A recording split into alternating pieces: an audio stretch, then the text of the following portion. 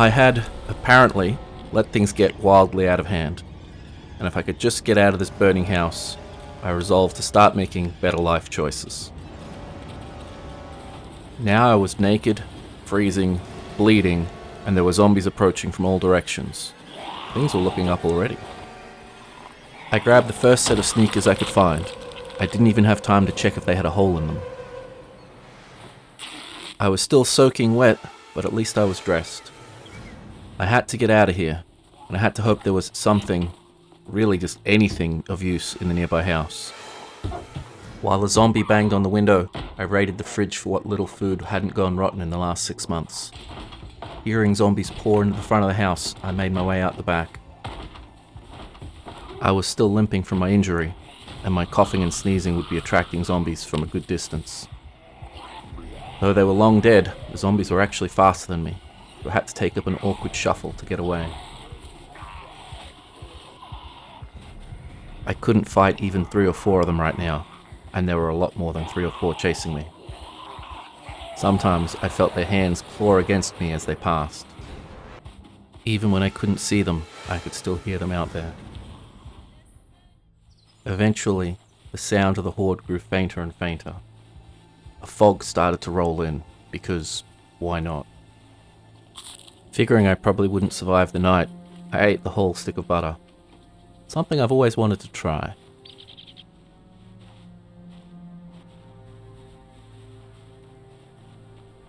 I found some poison berries.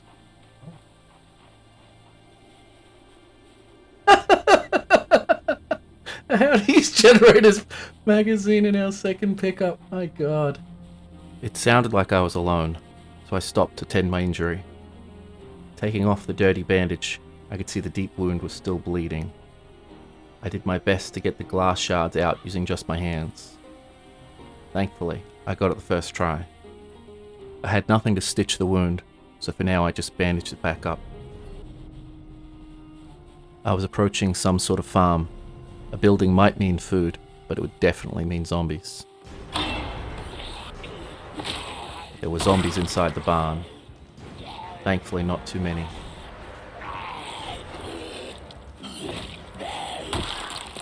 The zombies didn't have much on them, but a watch would be useful. What I needed was a good jacket.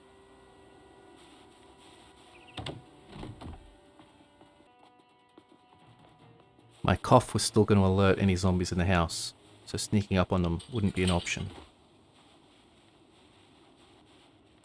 I decided to check the garden shed first, and of course there was a zombie inside.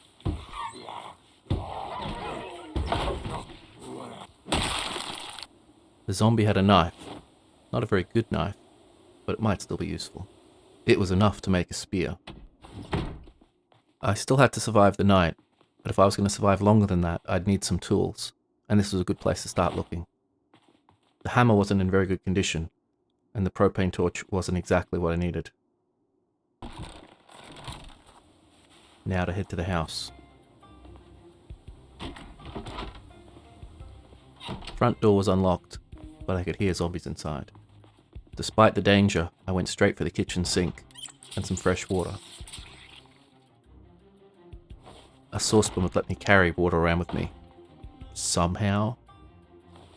This meal must have been here for half a year, but bits of it were still good.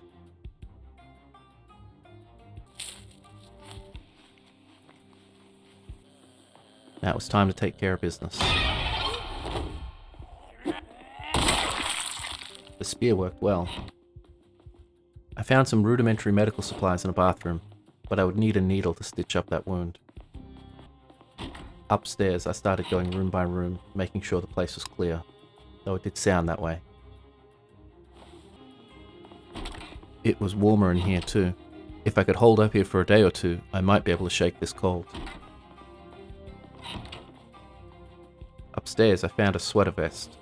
It wasn't the most fashionable option, but it would help next time I had to leave the house. In the same room, I got even more lucky, and hidden under a useless gun case, I found a belt, which would prove very useful. With the house clear of zombies and a few more hours of daylight, I decided to go outside and forage for what I could find in the fields. There wasn't much out there, but at this point I'd take anything.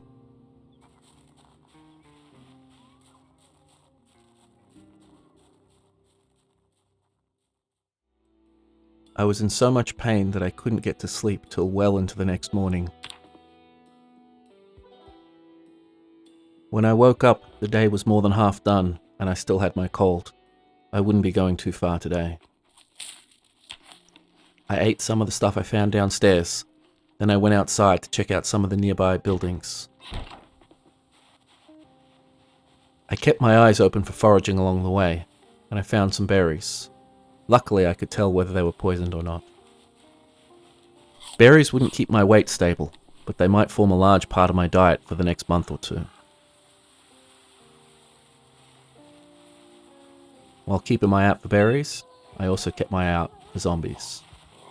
Luckily, they were making about as much noise as I was. Coming out of the tree line, I saw there were a dozen zombies between me and the buildings I wanted to search. Rather than try to stand and fight, I decided to try to lure them into the forest and get the group all split up. Some of them followed me all the way back to the house, where I dispatched them using the fences at the farm.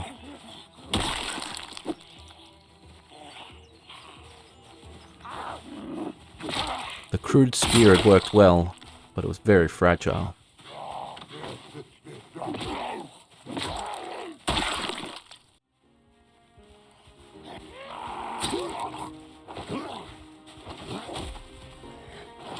I figured I'd taken out about half of the group, but I was running out of hours of daylight.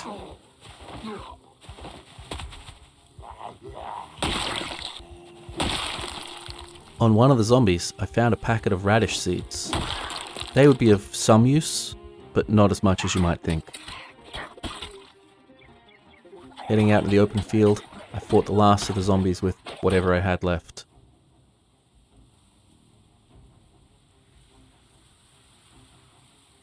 It was already getting dark, but the building was right there.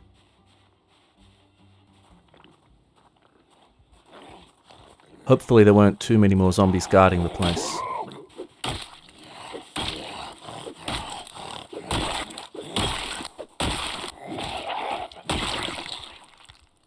Hopefully I'd find something useful inside.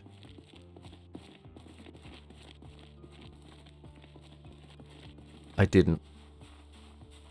There was a small cabin nearby. Hopefully I'd have better luck there.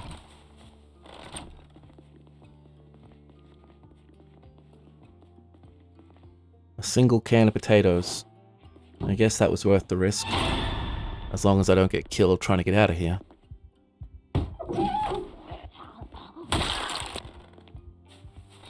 It was getting very, very dark.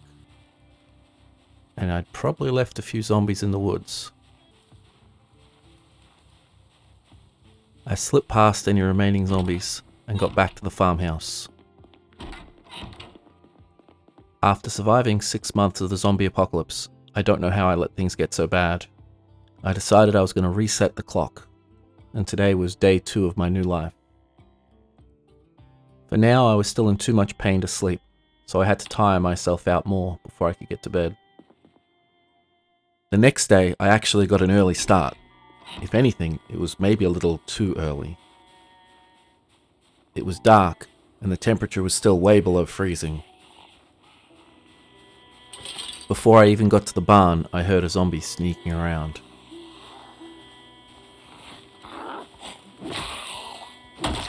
I decided to wait till it was a little lighter before heading off. The plan today was to leave the farm, go through the woods, and cross the Muldrow Highway, and escape into the wilds of Kentucky.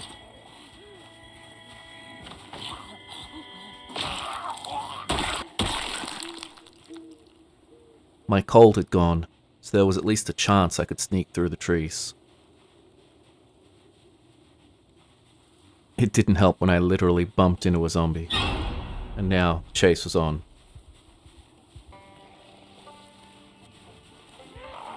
I could only see a few zombies, but there had to be a lot more than that out there. It would only get worse as I got closer to the road. I was well rested and moving at a decent pace. As expected, there were plenty of zombies on the road. I couldn't stay here for long at all.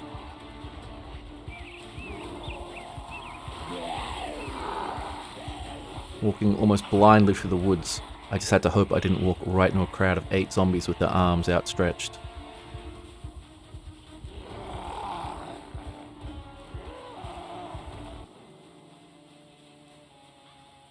Once again, the sounds of pursuit finally faded. I found myself on a small back road. There was a ruined car, but it had nothing of use in it. As I travelled, I tried to find whatever food I could. It wasn't much, but it would be better than nothing. Other items made their way into my pockets, things that might be surprisingly useful later on. I spied more derelict cars. There was almost no chance that they'd work, but they might have some things in them, once I got rid of the zombies that were guarding them.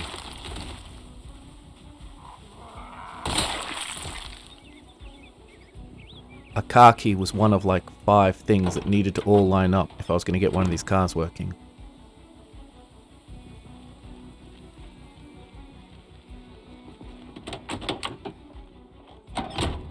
The matches might come in handy. Lifting the hood, I didn't have high hopes. There was a little gas in the tank, and I had found an empty gas can, so that was coming with me. Unfortunately, the red car was in even worse condition, so I moved on.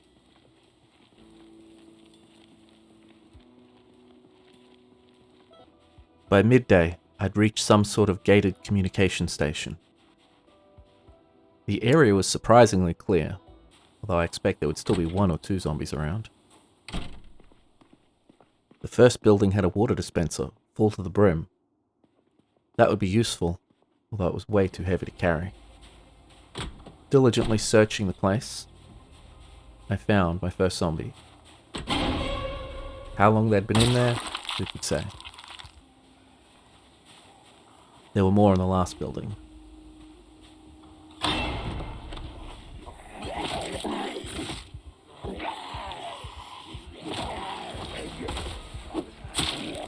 Fighting was not pretty, but I got the job done.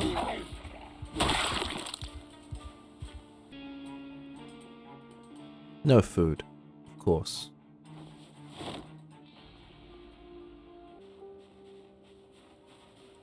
The plan was to stay here for the night, and with plenty more hours of daylight left, I decided to head out foraging.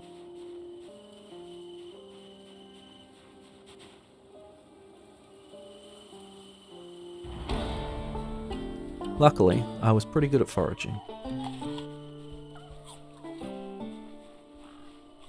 While looking for berries, I also had a chance to sweep the perimeter. There weren't any zombies around here that I could see. It was dark before I called it quits. There would be no bed tonight, just a chair. I propped myself up in a corner, watching the gentle snow come down outside the window. The plan was to travel about twice as far today, and almost all of it would be through the dense Kentucky woods. It was still freezing outside, but it could have been a lot worse. I was still injured and in pain, but it could have been a lot worse. The few berries I found along the way did keep the hunger at bay. Already I was strongly considering things that were just food adjacent. It took more than half a day to find the next road. Fortunately, it seemed clear. Well, mostly clear.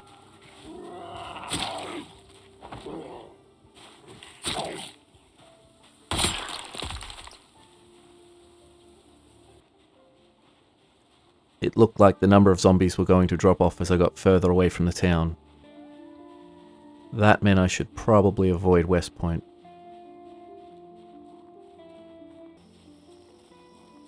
With each wrecked car I found, there was the hope of finding something good inside.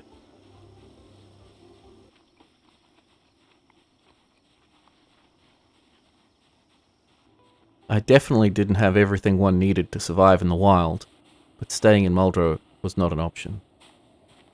I was going to pass a few more houses, so I'd have to hope to get lucky. I'd be lucky if this house had less than a dozen zombies in it. I could see the evidence of some sort of party, and I could hear a great many zombies inside. I guess that's one way to go.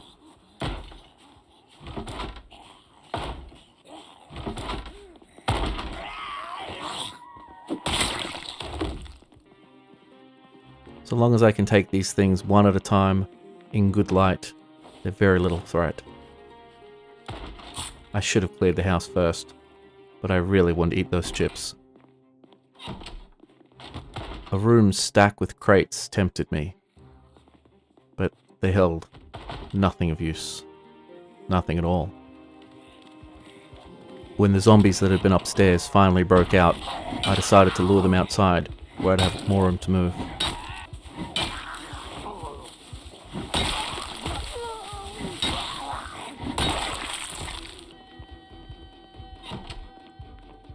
It sounded clear now, so I checked the kitchen.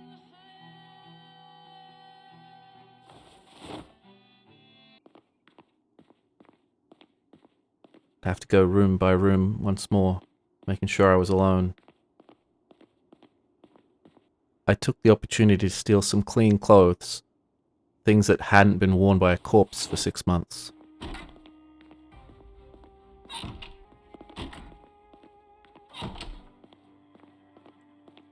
The place sounded clear, smelled clear.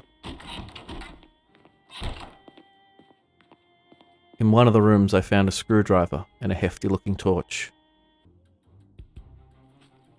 With the house clear, I settled down to eat some of the food I'd taken, but I was trying to save as much as possible.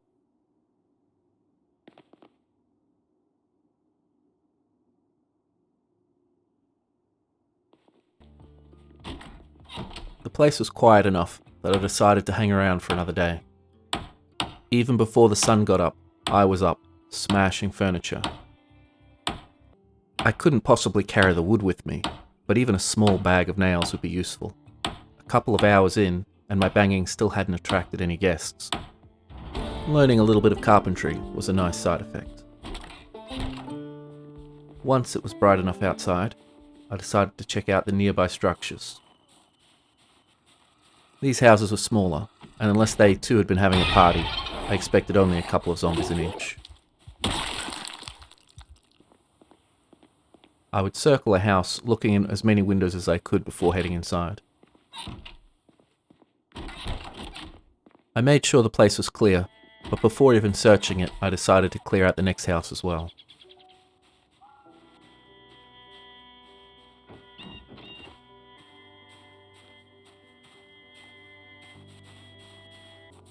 There was a car parked out front of the house. In the back there was a lug wrench. The car itself was not functional, but it wasn't too bad. I had a little gas on me, and I actually found a charged car battery the day before. Unfortunately, what I didn't have was a key. There was at least a slight possibility I'd find one inside the house.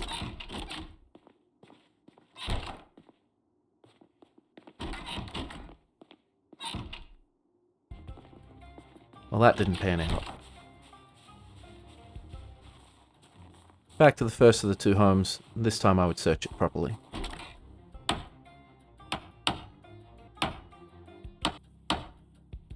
The plan was to spend the rest of the day tearing these buildings to bits.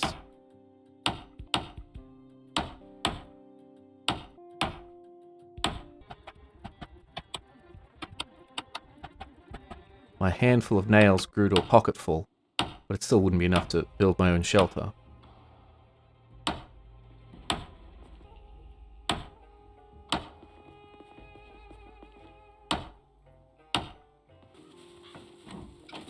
Snow turned to rain as the daylight faded, and I made my way back to the first house.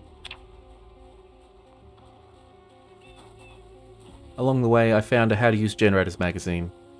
That doesn't seem very important. In fact, I already had one. I hadn't even bothered to move the corpses. I wouldn't be staying for that long. If any zombies had been nearby, my hammering would have attracted them by now. So I spent the rest of the evening tearing apart the rest of the furniture.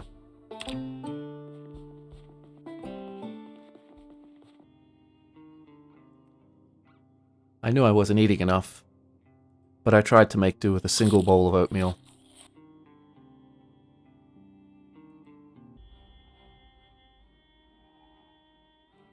Things weren't exactly good, but I didn't feel the zombies nipping at my heels either. I wasn't sure what I was going to do tomorrow, but there was nothing else to do here.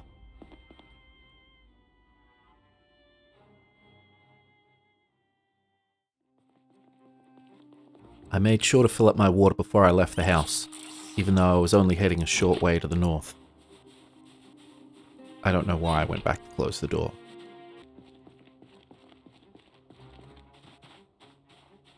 It was still quiet outside. Before leaving the area, I decided I wanted to look at the car one more time. I searched the area to see if I could find a car key on the ground, but no luck. Despite that, my knack for foraging was coming in handy.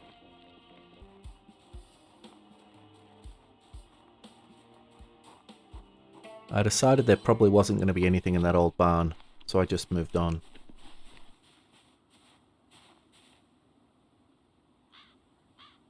For now, the berries were enough to keep the hunger away, but I knew I couldn't live on berries forever. The big house looked large and well maintained. That meant there were probably people living there before the outbreak. I decided to check the small house first, and the small shed before the small house.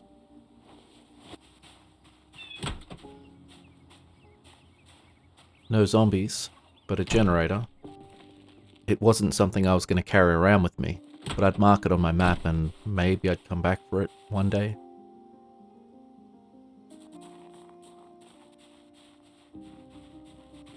The small house sounded clear, and I hadn't seen anything through the windows.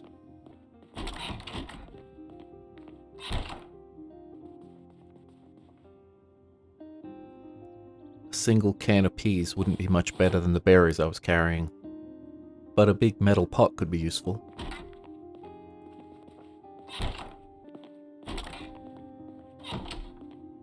I swept the rest of the rooms just to be sure, though the plan would be to spend tonight upstairs in the larger house once I'd cleared that. There was no car in the driveway, so maybe everyone had gone? No, I could definitely hear zombies in there. There were more than a few. I made plenty of noise, figuring it'd be better to fight outside. When the door burst open, I hesitated a little. Definitely better to split these things up into smaller groups. One of the zombies looked like a cop, but I'd search them later.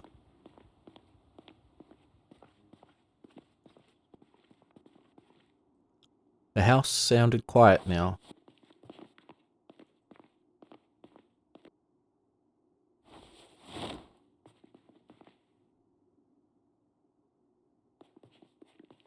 With the downstairs kitchen yielding nothing of real value, I made my way upstairs. I could tell which room the zombies had been lingering in.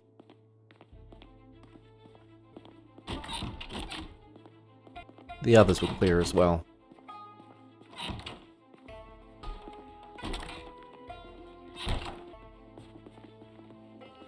With the house secure, I got straight to work. I wanted to move on tomorrow, so I was going to smash up as much furniture as I could before I went.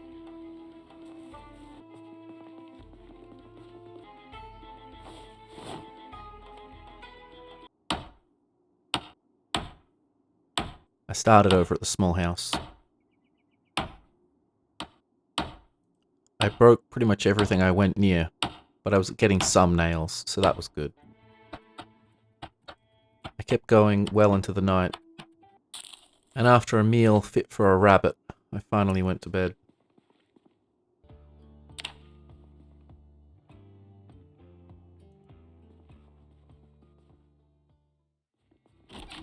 As soon as it was light, I left the house. The next leg of my journey would be the longest, and I wasn't sure I could make it in a day. I foraged for a while, but I knew enough to be careful once I saw a road up ahead.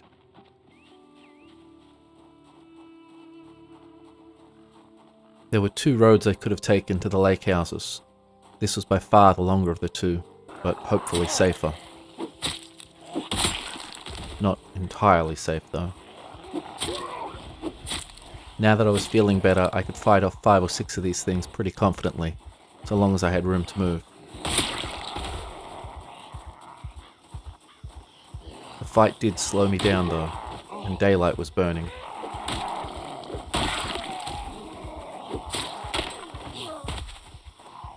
My crude spears worked well, but they did break pretty easily. Luckily I had more than a few backup weapons.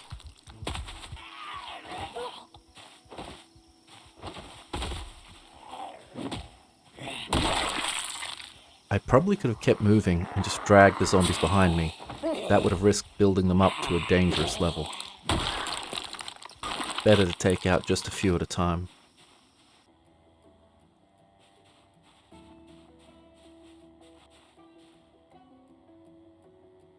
I made some spare spears, but they were pretty heavy.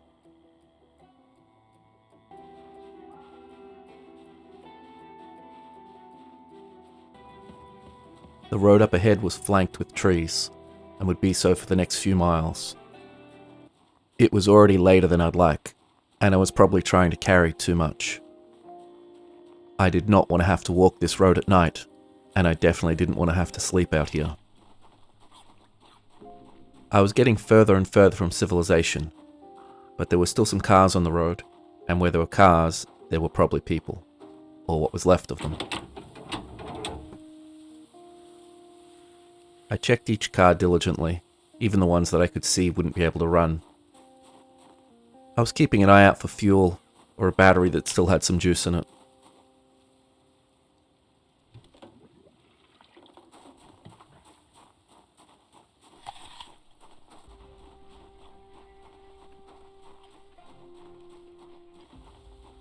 I only had a few hours of light left now. I wasn't quite sure what I was going to do.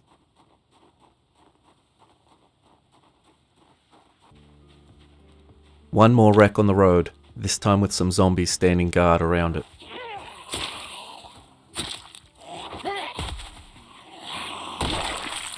One of the zombies had a bag. That would certainly be an upgrade from the garbage bag I was using.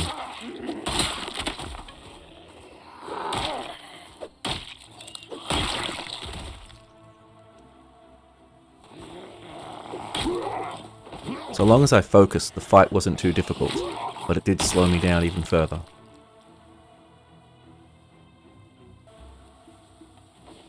I looted the zombies and picked up my stuff before checking out the vehicles.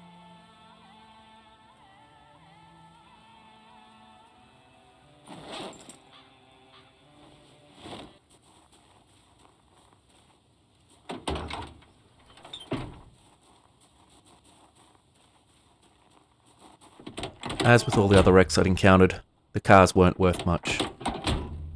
A cigarette lighter was probably the best find. The white car had a little bit of gas in it, but almost none of the parts would be useful. It was almost 7 o'clock. It was almost dark.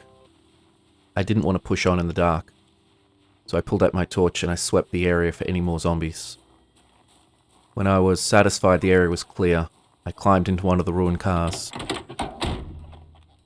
At least the windows were all intact, so I'd get some warning if a zombie stumbled upon me during the night. After just resting for a while, I just crossed my fingers and went to bed.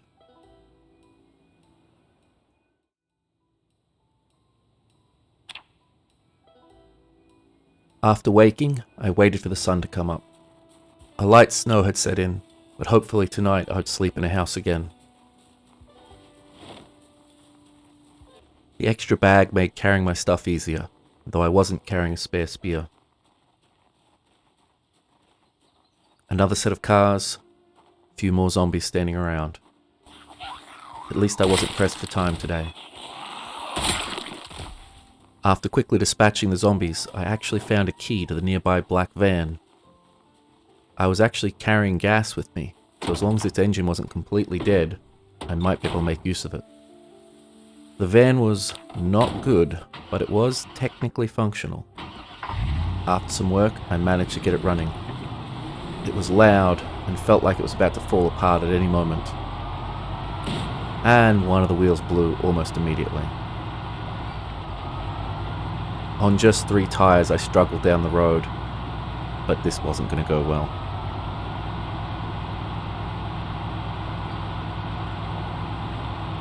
After just a little ways, I gave up on the van.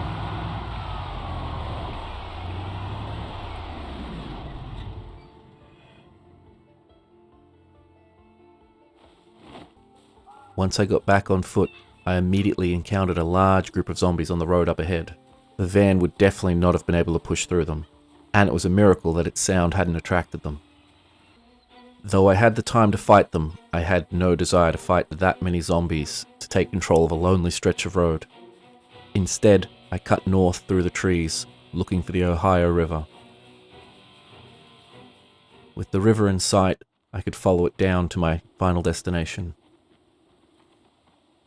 It was good to slip past the zombies without incident, but they would be a constant source of worry. Finally, I saw houses in the distance. 3 2-story houses sat between the river and a small lake. I was expecting trouble as I approached the first house, and I wasn't disappointed. There were multiple zombies in every room that I could look into. I would do my best to lure them out of the house. Again and again, zombies appeared that I hadn't even seen. Boldly climbing into one of those windows would have not been wise.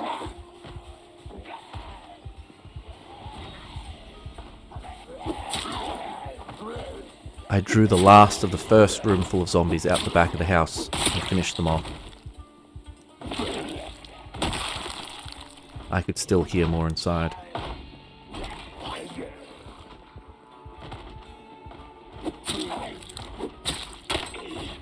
When my spear broke, I switched to my hammer, but I would need that later. Circling back around the house, more zombies poured out. There were even more than I expected, and I wasn't even upstairs yet.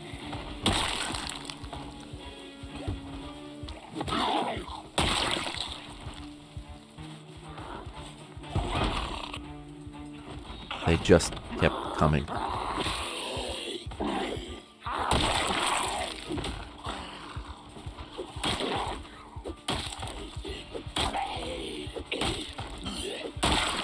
I ran around to the front of the house to find the ground floor was still not clear.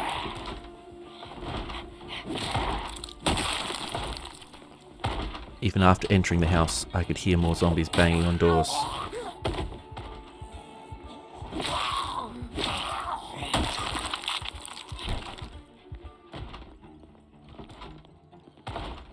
I thought I heard a zombie in a bedroom upstairs.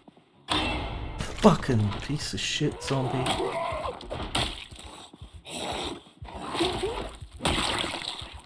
After taking the zombie out calmly and professionally, I continued searching the rest of the upper floor. With each door, I hoped there was just one zombie behind it.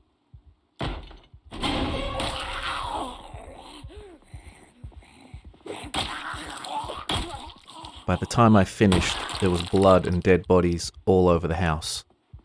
Given the choice of 3 houses, this wouldn't be my first one. For now, I'd raid the downstairs kitchen.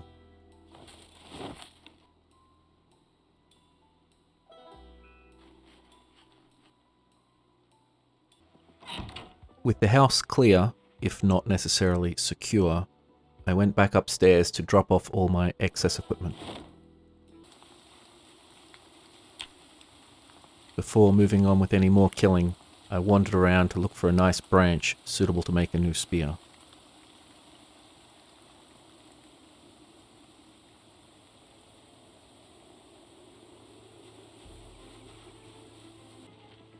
Rested and rearmed, I head across the driveway towards the next house. First, I circled the house, peeking in windows, and as suspected, it was occupied. After a moment of indecision, I returned to open the windows to try to let the zombies out. I would be staying in one of these houses, so it'd be better if it wasn't too damaged.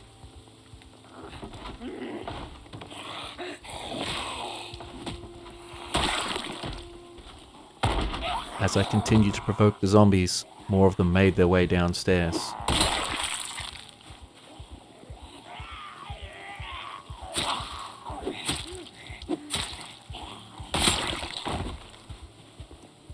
If they were going to keep coming out to me, I was in no hurry to get in there. On the other hand, it was starting to get dark.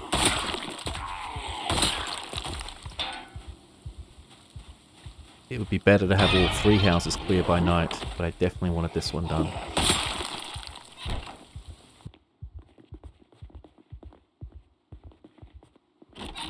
Once I got inside, this place didn't sound as occupied as the last one. In fact, maybe they'd all come out. I carefully made my way upstairs to find some broken windows and doors, but no remaining zombies.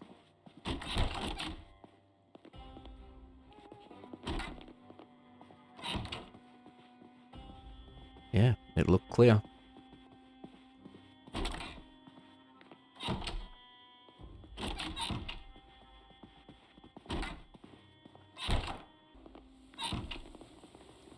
It was 8 o'clock by the time I'd finished clearing the second house, and the darkness had well and truly set in.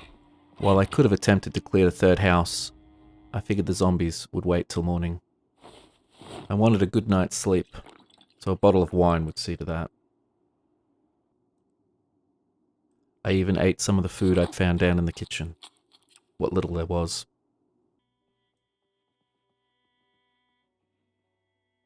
With just the most rudimentary barricades in place, I slept across the road from a house that I knew was full of zombies.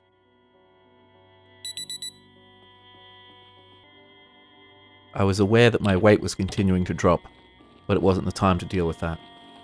I had to clear this last house, then sweep the area. The place didn't sound empty, but they weren't pouring out the doors and windows either.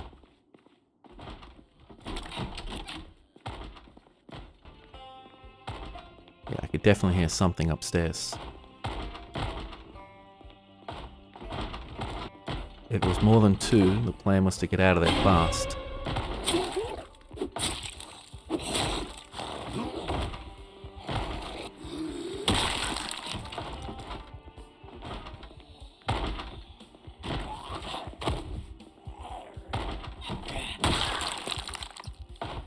Rather by chance, I found a carpentry book while clearing the house.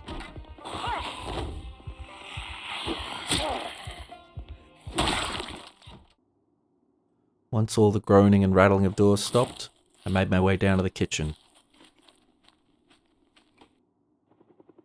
While looting the kitchen, I heard a helicopter pass overhead. So 6 months since the outbreak, there were still people out there. At this point, I had no reason to trust they had my best interest in heart, so I hid inside the house until the helicopter passed. I was worried its presence might drag in some of the zombies we passed on the road. Sitting around gave me time to reflect on my escape and the new trials that would begin in the morning.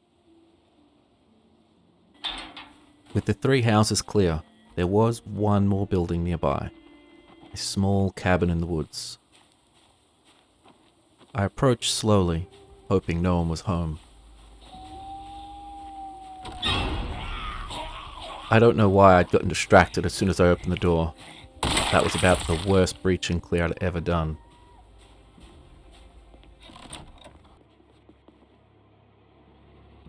I stole a fishing rod from the cabin, and also the antique oven. Some of the houses had fireplaces, but none on the second floor, and people who live on the ground floor deserve to be eaten by zombies. I had decided to set up shop in the house closest to the small lake. I had a long list of jobs I wanted to get started, But first, I decided to sweep the road to the east. There was another pair of wrecked cars and a few zombies standing around them.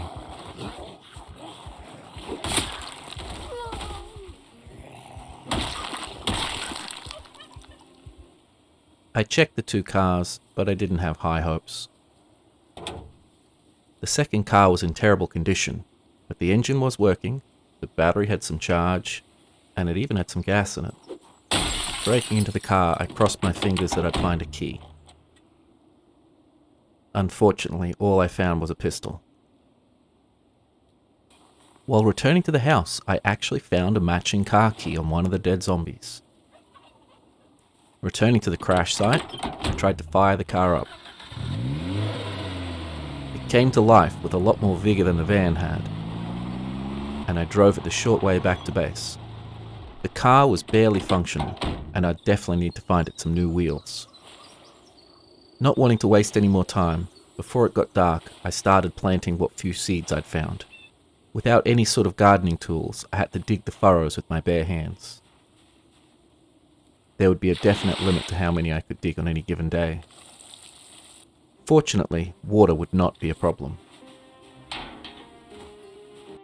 My new bedroom was clean, and it didn't even smell of zombie. I celebrated my continued good fortune with a can of mushroom soup. Until the crops came in, the only thing that would be keeping me alive would be whatever I could forage. I was already pretty good at foraging, and the woods provided abundantly. Beyond berries and rose tips, the first day out I actually found a full can of gas just sitting in the woods. The find prompted me to return to base and start storing things.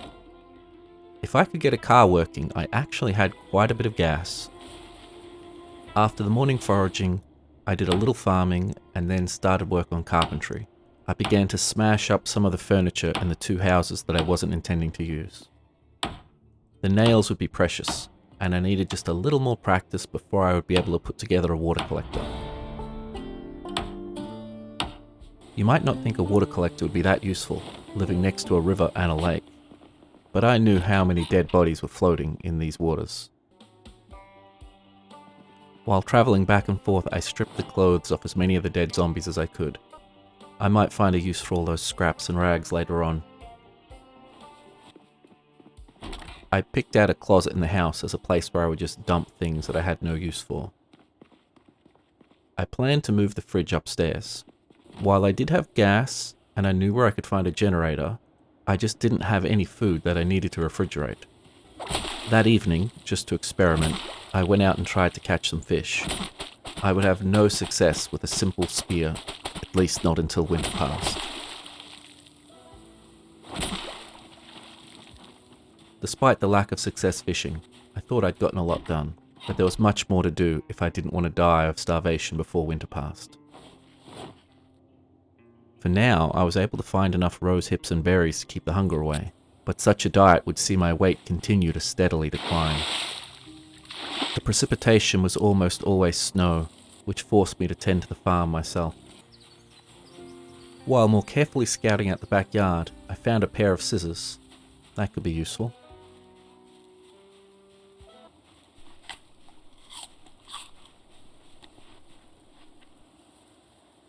After a little more foraging, I decided to chop down a few of the more annoying trees around my base.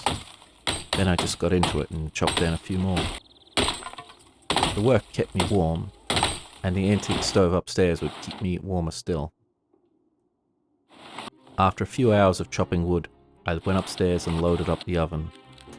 As soon as the crackling fire spread across the wood, the room's temperature shot up to a very comfortable 25 degrees. Why was I measuring things in degrees Celsius in 1993 Kentucky? Don't question it. I continued to work on the farm, but I would need that first crop of radishes to become seed-bearing before I could plant more, and that would be a long time off. But even then, I knew radishes alone were not going to save me. I'd done pretty well so far, but I wasn't prepared enough to just shelter in place until winter passed. I was going to have to get back out there and try my luck with the zombies. I had a farming book to read, but I wasn't really growing that many crops at the moment. Still, it was better to read it while I had the spare time.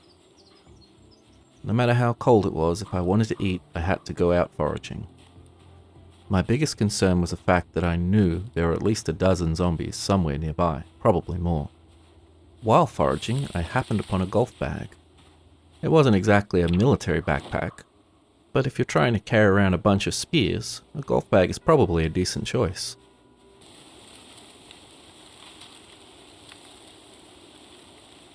I still wasn't sure if foraging was going to keep me alive or just prolong my death.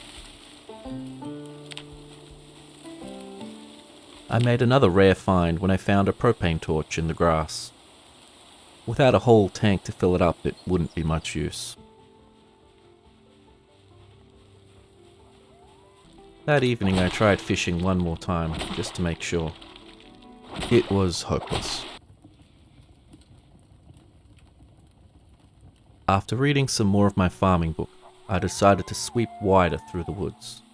I knew there were zombies out here somewhere, and I would prefer to find them before they found me. I'd made my way back to the little road that cut through the otherwise empty forest, only to find another pair of wrecked cars. This time I found a wrench, and I was keeping my eye out for good tires.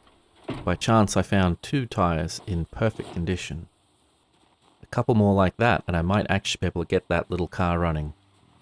While I was out on the road, I went off looking for that pack of zombies that I'd seen, only to have a single zombie find me first. One zombie all on his own didn't stand much of a chance, but this is why I wasn't going to be wandering around in the dark. I'd made my way back to where I'd found the zombies and where I'd left the van, but the zombies were long gone. They'd probably dispersed into the woods. That would be a problem. And I really should do something about these dead bodies as well. I chopped down a few more trees, this time for the actual wood, and I finally got around to building a rain collector.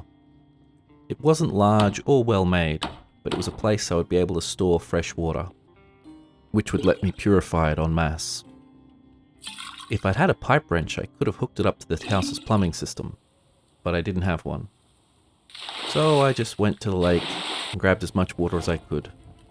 I was able to use the antique oven to purify the water, and then dump the clean water straight into the rain collector. Now I had as much clean water as I would need, or at least the ability to make it. After unwrapping my bandaged hands, I decided to look at the wound in my groin, and I found it had completely healed.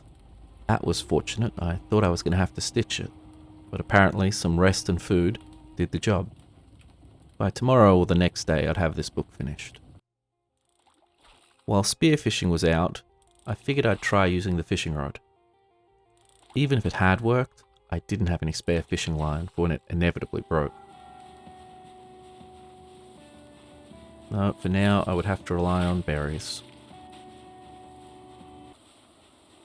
While searching through the woods, I found an old fishing lure. If I was much better at fishing, that could be useful, but for now, it was just something to hold on to. After returning to the house, I used more of the wood I'd chopped and some of my precious nails to begin boarding the place up. While I knew there were zombies missing in the area, it made sense to make the place more defensible. All in all, I'd gotten pretty lucky with the tools I'd found during my escape from Muldrow, though I could really use a good shovel. With no way to dig graves, I just moved the dead zombies further away from my house, once I was sure they weren't going to get up again. My fridge was mostly full of rose hips and water. I had just a few more substantial items, but I was saving those in case I got trapped inside by a blizzard for a few days.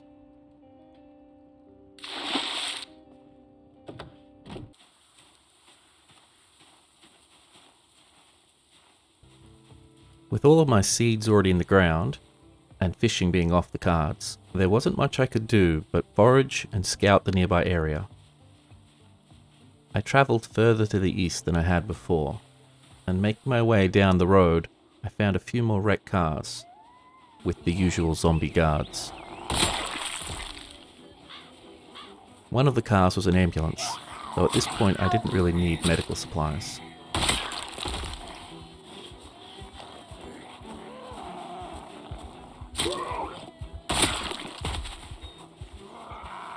After taking out the zombies, I checked the vehicles, hoping for some good tyres.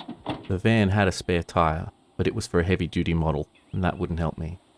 It had a bag as well, but not larger than I was already using.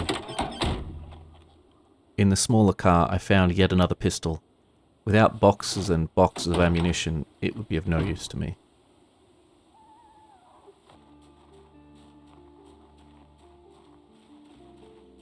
Taking all that I'd found, I made my way back to base. My weight was still dropping each day, and I'd reached the point where I could be considered underweight. I had at least 60 days before winter passed, and I had any hopes of getting fish out of the lake with just that spear. The next day was, as best I could figure it, Christmas. The day didn't start with a snow, but instead a heavy fog. Mindful of the zombies still loose in the woods, I decided to stay inside till the fog passed. It didn't pass, and I ended up inside the whole day. With nothing better to do, I drank a whole bottle of bourbon. It wasn't the best Christmas, but most of Kentucky, if not the whole world, was having a much worse one. I'd nearly let the zombies take me back in Muldrow, only making my escape once it had been almost too late. I was resolved to do better. Despite the cold, my radishes were growing. They could have as much water as they would want, and I had plenty of time to tend them. Most of my time, though, was spent wandering the forest still. There were plenty of rose hips, berries, and zombies. This is why I hadn't gone outside during the fog. I'd found a single zombie up by the river, and searching further, I found more. Perhaps this was part of the large group that I'd spotted on the road, and they'd followed me to the river. I tried to avoid using my hammer to kill the zombies, not having a backup if it broke. With a fresh spear in hand, I continued my search. Unfortunately, I didn't remember how many zombies I'd seen on the road, so no matter how many I killed, there could always be one more, or one more than that. Back at base, I reloaded the fire and chopped down a few more trees. I didn't need all the wood, not now, but I wanted a good open sightline to the road. That bottle of bourbon had stabilized my weight a little, but it wouldn't be going up anytime soon. After waking up early to water the crops, I made my way out of the base on foot. There were some houses to the south of here. They might have some more food, tools, or maybe seeds. I could also use some more parts for my crappy car, although I wasn't much of a mechanic. It was a couple of hours before I got to the first house. Houses do usually mean zombies, so I went in slow and careful. The place wasn't exactly infested, but there was something here. Looks like there was a zombie in the cupboard.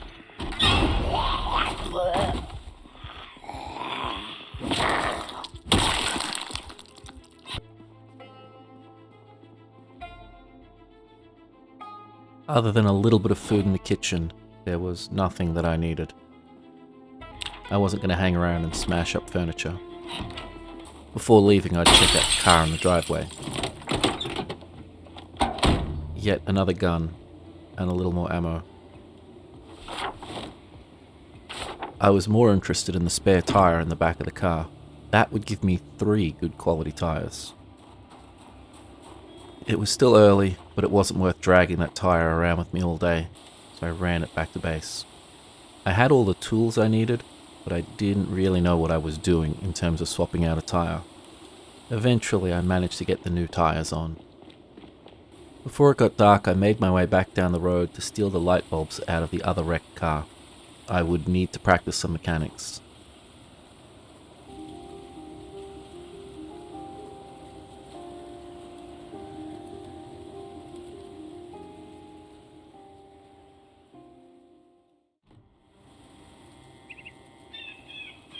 By the next morning, most of the zombie bodies out front of my base had started to decay.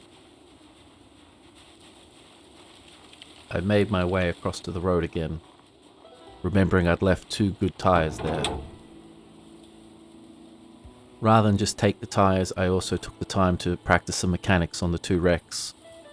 I took some parts with me, others I just broke trying to figure out how they worked. I'd been at it for most of the day and I was getting hungry. If I wanted to get any good at maintaining a car, I had a long road ahead of me. When it came time to go, I grabbed the two good tyres and made my way back through the woods.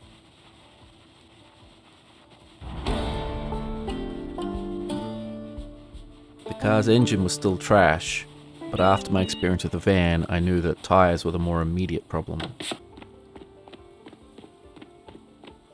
The next morning I got straight back to work doing mechanics on the nearby wrecks. I needed to get enough experience to put these two new tyres on without risking damaging them. I was at it all day.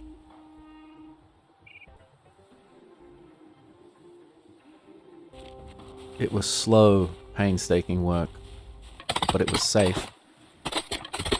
Feeling like I had a little left in the tank, I chopped down a few more trees before I went to bed.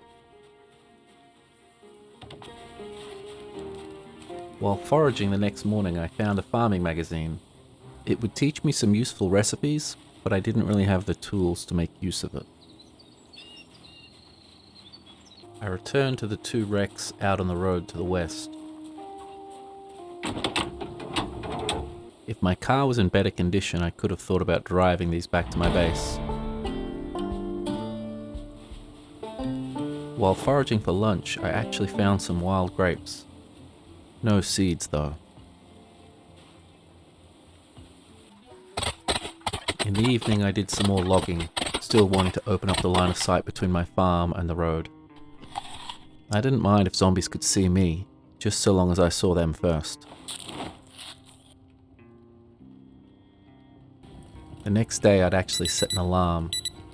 I was going to head out on another excursion, and I wanted to get an early start. I'd even made a salad the night before, though there wasn't much in it. The radishes continued to do well, but I reminded myself they were only radishes. Even when they were fully grown, they wouldn't be worth much. With 3 good tyres on the car, I decided to risk taking it for a spin. If I did lose a tyre, there were plenty of replacements around, though they were all of the same dubious quality. I drove past the last house I investigated, but then proceeded on foot. It made sense to try to sneak up on any zombies.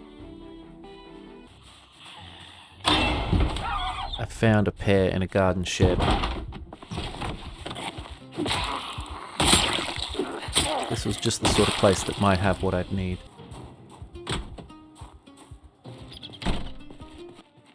Unfortunately, all they had was bags of plaster. I tried the house next. Nothing of value.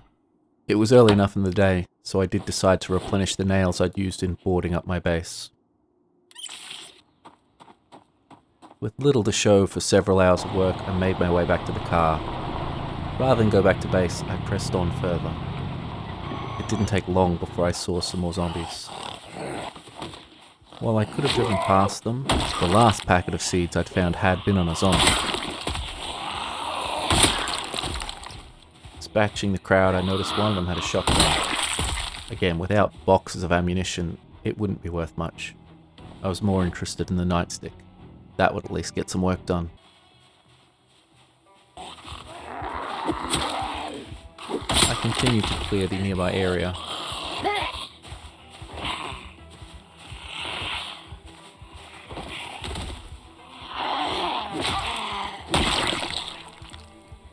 After making a new spear, I scouted further down the road. Another house, another roll of the dice. Just a small one this time, with no zombies to be seen.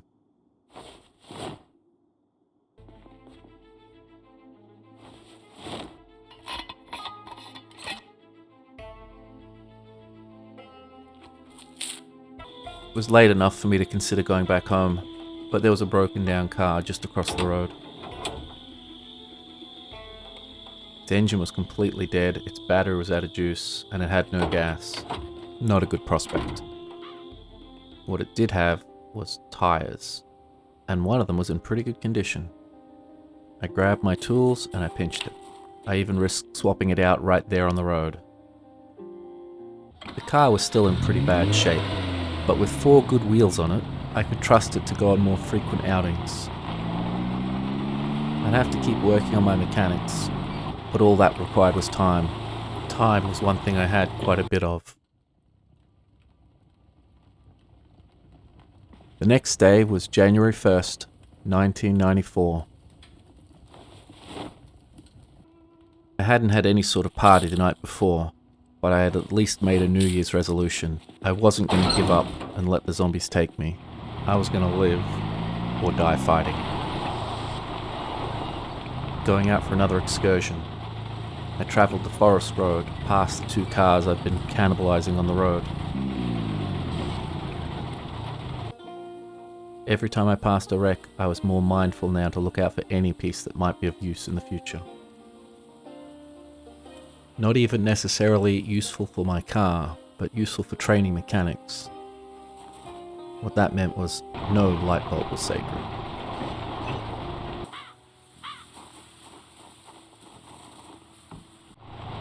It wasn't until I saw the little blue trailer that I remembered I'd passed it on the way to the lake houses.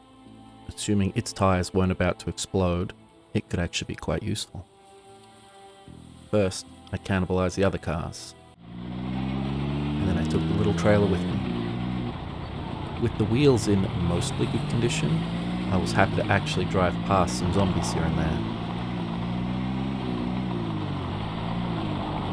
I made my way back to one of the houses I'd searched on my way to the lake houses, and to the car that was in pretty good condition. I grabbed lights, windows, and anything else that was working. The little trailer made hauling it much easier. Rather than go back via the forest road, I went back the other way. There were more zombies. Not too many to fight, but it would be bothersome. I'd clear them out eventually. Doing mechanics takes a while, so it was pretty dark before I got home.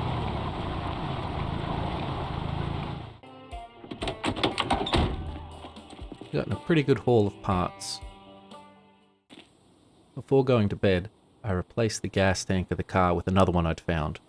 It was actually smaller, but was in much better condition.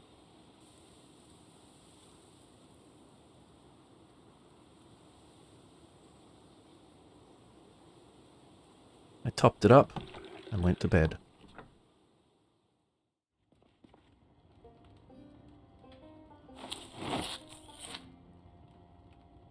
I was really missing real food.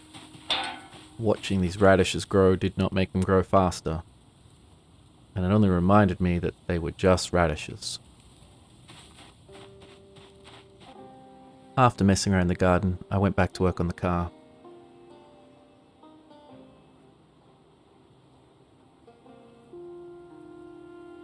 Improving the brakes and the suspension wasn't as high a priority as the tyres, but since I had the spare parts, I figured I'd work on it. For lunch, I wandered off and found some lunch. And then I went up to the river and tried to set a few bird traps. Even a little bit of meat would be nice. The real problem was I had no good way of digging for worms. So far I'd done all the farming by clawing at the ground. I couldn't keep that up. But there I was the next morning, clawing at the ground. I figured it was better to dig a couple of furrows each day, as each one risked injury. Still, most of my diet was berries and rose hips.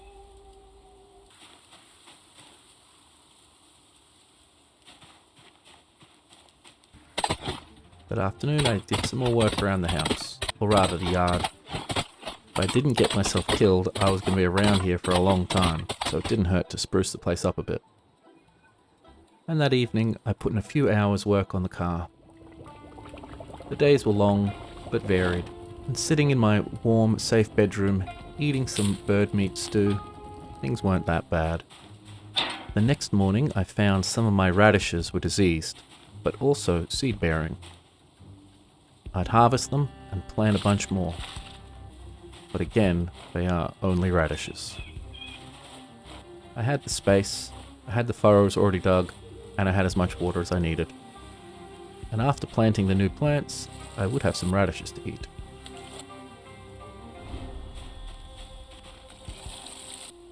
All in all, the farming ended up taking a few hours.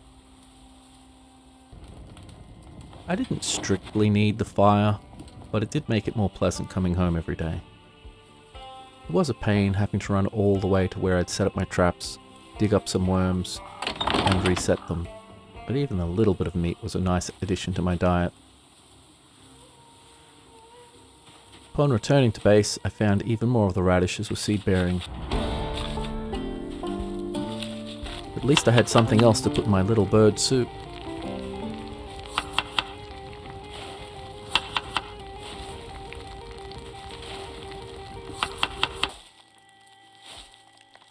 There was plenty more to plant and water.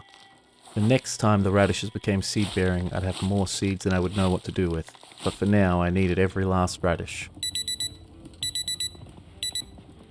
Farming was peaceful, in a way, but harder work than foraging. There was an element of excitement and danger to the foraging, whereas the farming was mostly bending over and carrying heavy things. The worst part of my day was still digging up worms. I really needed a good shovel. Take that back, the worst part of the day was doing vehicle mechanics. Where at first I'd been excited to get a car working, hours and hours of light bulb juggling got old pretty quickly. Some farming, some trapping, then maybe a bit of foraging,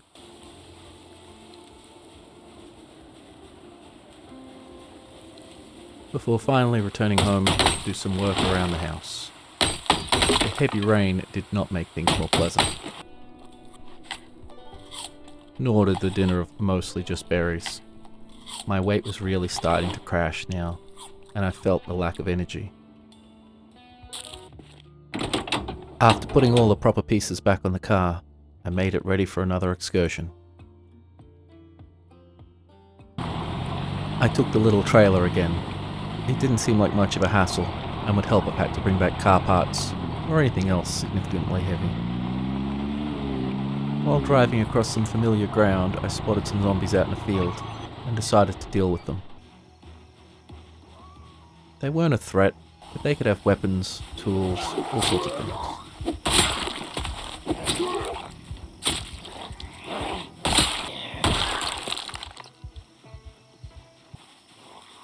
It didn't even take that long, so long as they weren't in groups of 10 or 12.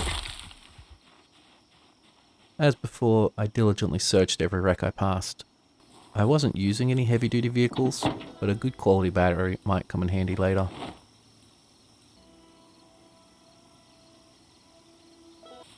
The house looked empty, but I figured I'd check out the garden shed first. The shed also looked empty. And it was. I was still looking for a pipe wrench, but I'd take whatever I could get. The battery was for a sports car. That probably wasn't going to be useful. The wood axe, on the other hand, would be very useful. Other than that, I found an assortment of tools. There was nothing I really needed, but I could carry it all back to base.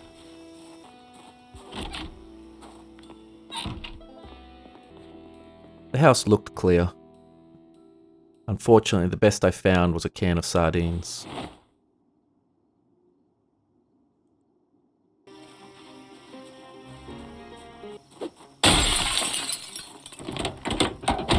I found yet another pistol inside a glove box. I wasn't even keeping track of how many of these things I had back at base. After you've got one or two guns, it really is the ammunition that gets the work done. Packing everything away in the trailer, I still had quite a few hours of daylight left. After scavenging some fuel from a nearby wreck, I decided to widen my search. I was already trailing a few zombies, but if I could, I'd just let them chase me. I stopped to check out a house that was under construction. I figured a construction site should mean tools. I could definitely use a box of nails. I quickly circled the perimeter before making my way inside. I was reminded that I could actually use a good garbage bin back at home.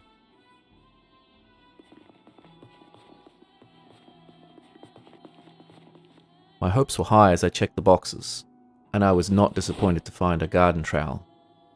That would save me a lot of bloody fingers from clawing at the dirt. That one little tool had already made the whole trip worth it. Pressing further down the road, I came upon a produce warehouse. This wasn't a residential area, so I wasn't surprised when the area was clear of zombies.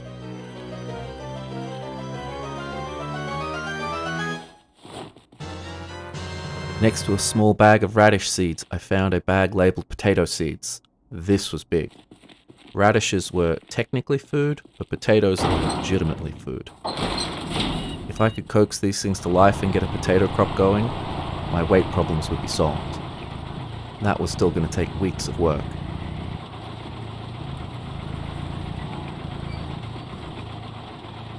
The little car was behaving itself well, even with the engine on the brink of falling apart. It meant I could go out on an excursion that would have taken 2 or 3 days on foot and still be home before dark. Even as the sun was setting, I knew those potato seeds would be a big deal.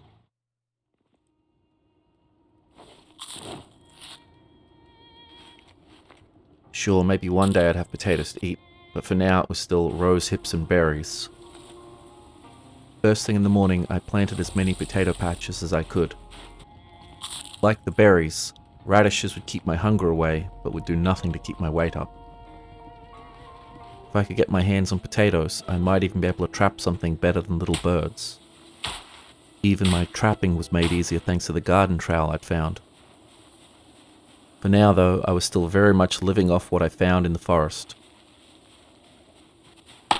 That evening, I decided to clear out some more of the trees from the yard, and then finish up the day by working on the car.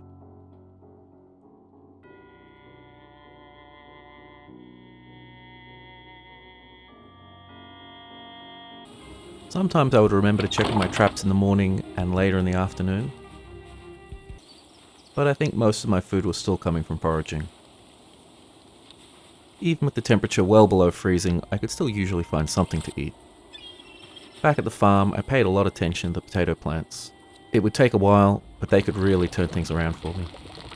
No matter how you cooked it, radish and bird meat seasoned with rose hips just wasn't going to do it in the long run. That evening I took the new wood axe out for a spin, clearing trees in the backyard, before settling into a few hours of mechanics.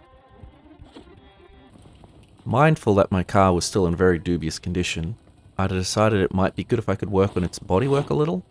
I'd found a welder's mask and a propane torch, so I figured I'd head to one of the nearby houses and practice some metalworking. I knew the house was clear, but I was still cautious. Once inside, I just found anything made of metal and started tearing the place up.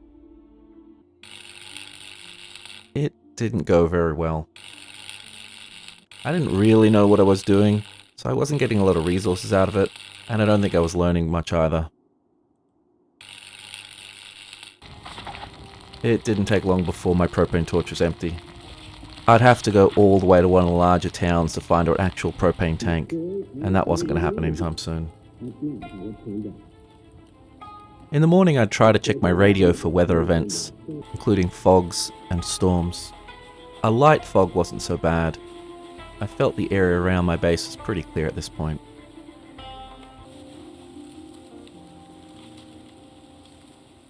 If the fog had been any thicker, I'd have just stayed inside. I had plenty of work to do on the car. A lot of the parts would still break if you looked at them wrong, but it was a lot better than nothing.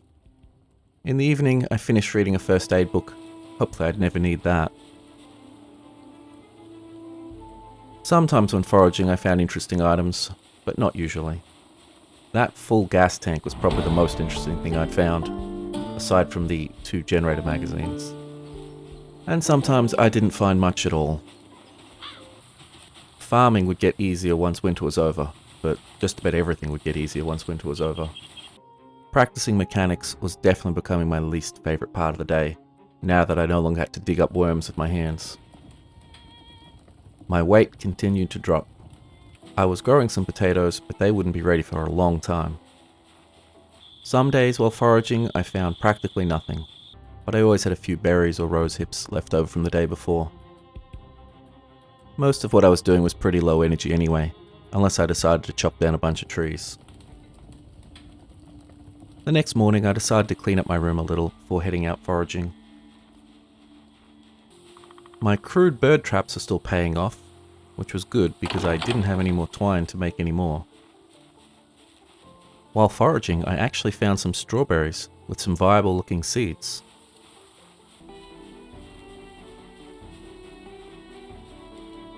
The temperature may have been a little bit warmer today, but I was still very much in the middle of winter. I finally got around to cleaning up some of the wood I'd chopped. Some of it would go in the fire, some of it would be future spears. I decided to burn through some old stone axes I'd made, but they were so much worse than the wood axe.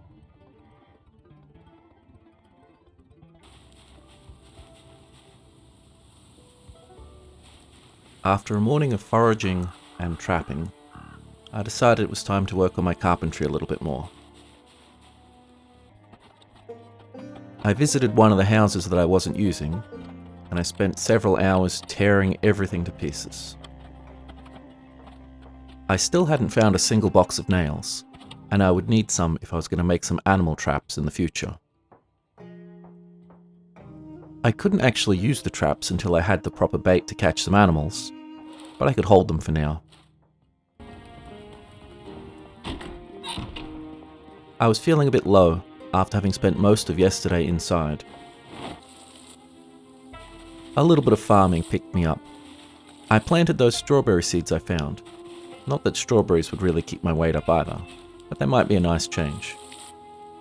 I still had a ton of radishes in the ground, but I probably spent more energy watering them than I'd get back from them by eating them.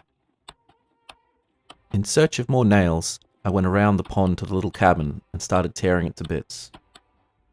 Even its walls were of simple enough construction that I could tear them apart. I didn't get back home till well after dark, and then it was time to put some more hours of work into the car.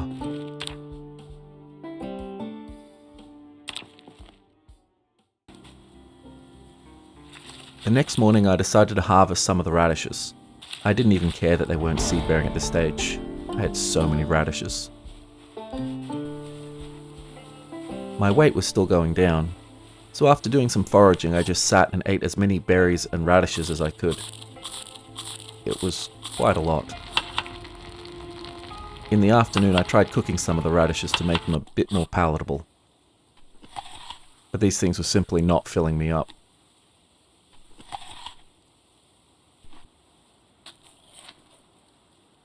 I picked some more radishes from the farm and set about seeing if there was any limit to how many I could eat in one sitting.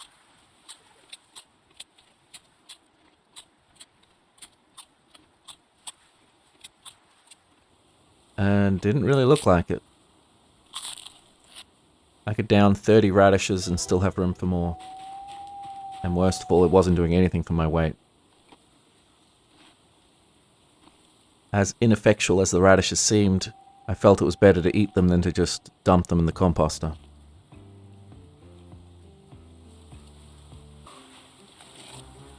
I'm sure the strawberries wouldn't be much better.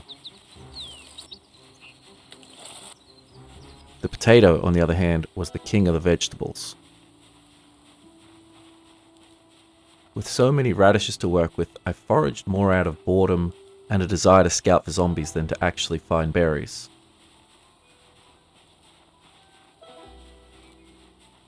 Maybe I'd find some more gas too, although that was pretty unlikely.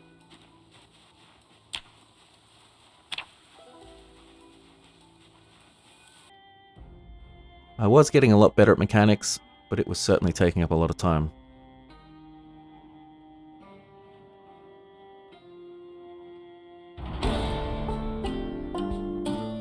Now, if only I'd found a Mechanics 2 skill book somewhere.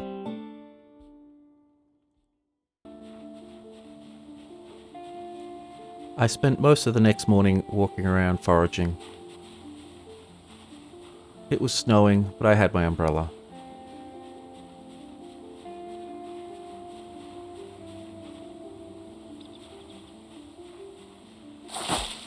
Back at the house, I'd taken care of most of the trees in the yard. Now I began to clear up some of the tall grass. It wasn't easy work, but it was something different, and that made it a little bit of a holiday. I had been, and still was, more focused on survival.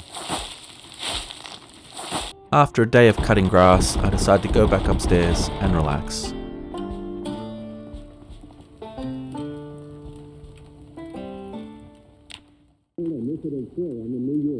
In the morning, I shaved as I listened to the radio. Looks like there'd probably be more snow. The land around my trapping spot was getting quite pockmarked with holes from where I'd dug up worms. Once I got my hands on some potatoes, I could start trying to trap some more substantial animals. Back at the house, I took out a few more trees around the perimeter. I didn't need the firewood, and these ones weren't really blocking line of sight, but I could make use of it anyway. At this point, I had quite a lot of logs stacked up. Still, a warm bedroom was nice, and I could make my food tasty, if not particularly nourishing.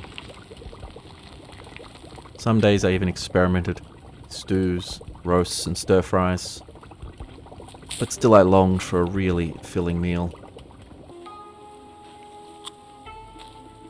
With my weight still dropping, I harvested more of the radishes and spent the entire morning just eating armfuls of them. I decided to pick some more. What meat I could cut off these small birds wasn't much better, but it was at least tastier. In the afternoon, I repeated my experiment with the radishes, trying to see if there was some limit to how many I could eat. Again, I ran out of radishes. Feeling some unwarranted desperation, I tried my hand at fishing with the spear again. To no avail. The next morning I got up and did some more work on the lawn. I was spending more time on it than I was on the farm, but watching those radishes and potatoes wouldn't make them grow faster. When that first crop of potatoes came good, I could plant a whole lot more, but that would take even longer before they could be harvested. I returned to the little cabin to tear more of it apart. I figured more traps would mean more food, even if I couldn't deploy them right now. All of my banging hadn't drawn any zombies out of the woods, so perhaps there weren't any there.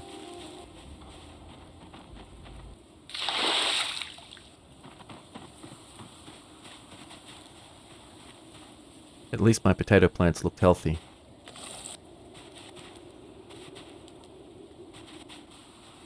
The fog was thick the next morning, but I was bold enough to head out despite that. It was cold, too.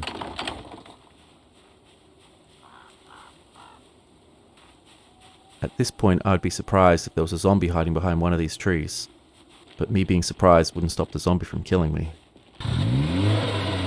After my last breakthrough, I'd considered giving up on vehicle mechanics altogether.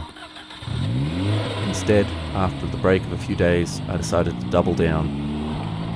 I realized I had a few more wrecks around the place that I could bring back to my yard and work on. It would make the place look like a bit of a junkyard, but it would give me more things to practice on. If only I'd found a level 2 mechanics book somewhere. That would have been great. That would have been so great. That would have literally saved me hours. Yeah. With no such luck, the only way I was going to make any further breakthroughs was with a lot of hard work. With once I'd had to dig furrows whenever my hands weren't too damaged, now that wasn't a concern. I even neatened the farm up a little. At some point I'd probably even move it into the backyard. The radishes did mean I had to forage less, which gave me more time to work on the vehicles. Actually, I probably would have rather foraged. I decided to try my hand at fishing one more time, but this time I'd deploy the fishing rod. The real problem was that when it inevitably broke, I would not be able to fix it. still, even just a couple of fish would be nice. I had some good luck almost right away. And while I had no chance of catching fish with the spear, with the fishing rod I at least had some chance. I roasted up the best of the fish and put the rest in a stew. Maybe I should have saved my twine to repair my fishing rod. The fish was tasty and filling. It stopped my weight dropping for the moment, but it was still very low. It wasn't dangerously low, but when you considered all I was trying to do was to stop myself starving to death, and I was just slowing the process, that wasn't ideal. After doing a little bit more mechanics, I went back out and fished some more.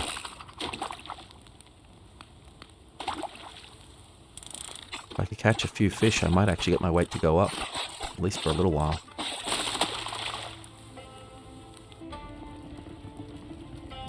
This time I just threw the fish fillets straight into the oven.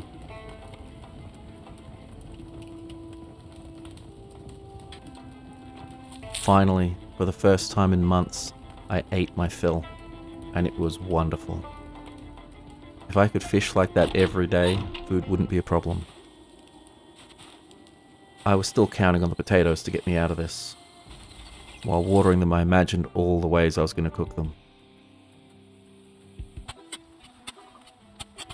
If I wanted to fish more, I needed a lot more worms.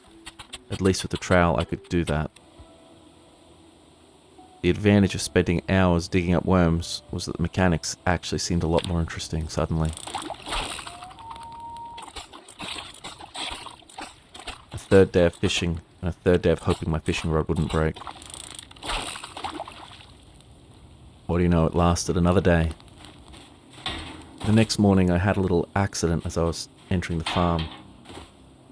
I wasn't used to being so underweight, and it was making simple activities more difficult. I still wasn't really improving my car, just practicing my mechanics. I could probably steal some bodywork from other cars, but the engine was the real problem.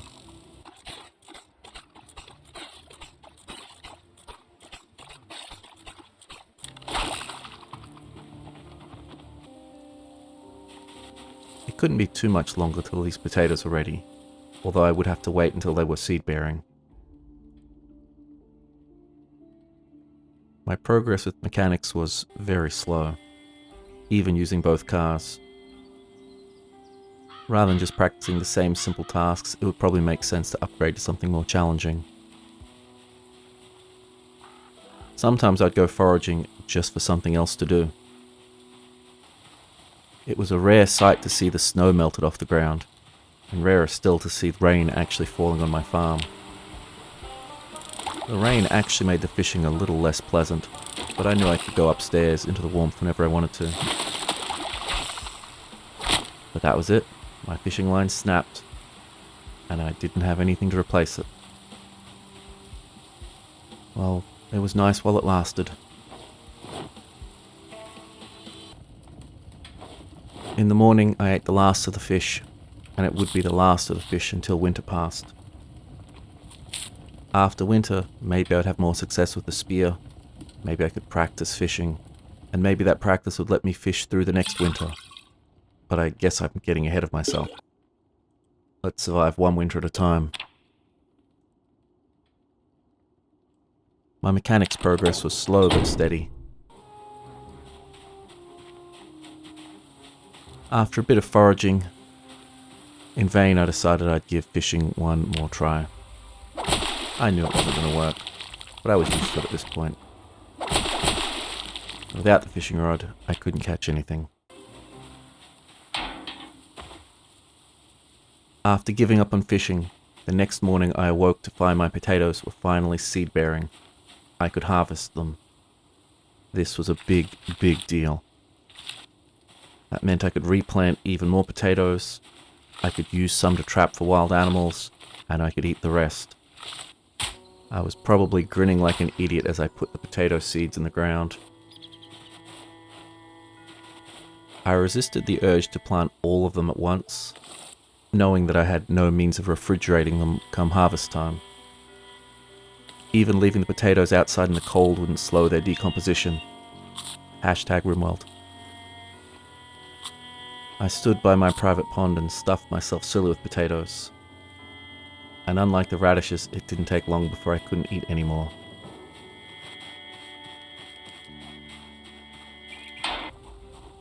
I grabbed the traps I'd made and made my way down the road. I had to put the traps far away so my normal daily activities didn't scare off the animals. In the long run, I'd probably only need 2 or 3 traps. But to start with, I decided more was better. I cut off small bits of the fresh potatoes and baited all the traps.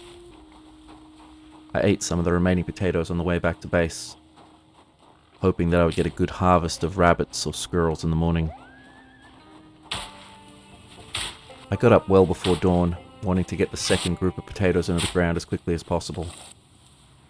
I dug the furrows, planted the seeds, and watered them, all while wondering how my traps had done.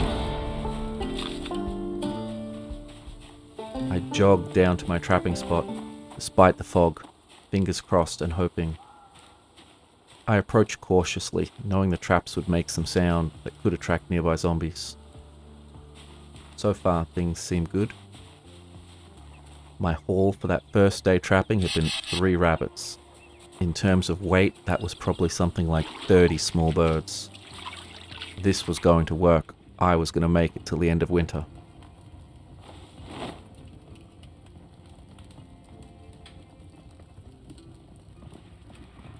Even skinned, the larger rabbits weighed enough that carrying them around was uncomfortable. Not even bothering to prepare them properly, I just ate as much as I could. And there was more than I could eat. Now that my chance of survival suddenly seemed very real, my mechanics took on a new urgency. I would survive the winter, but I didn't want to be stuck on this farm forever, and eventually I'd need a car in good condition. With a strength that I hadn't felt in weeks, I went out there with the wood axe and chopped down the last of the trees. I didn't need to forage anymore. I didn't need to deal with dozens of plots of radishes.